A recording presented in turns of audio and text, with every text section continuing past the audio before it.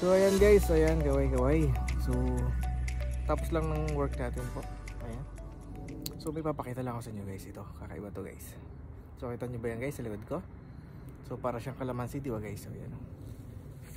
Tingnan nyo guys. So para siyang mga kalamansi oh. Di ba guys?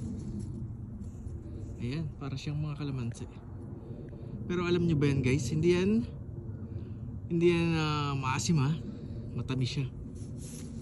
So akala ko nung una to kalamansi, pero hindi naman pala. So tikman natin guys no? So kuha tayo ng ilan guys. Yan, kumuha tayo ng dalawa. Ayan, kita nyo?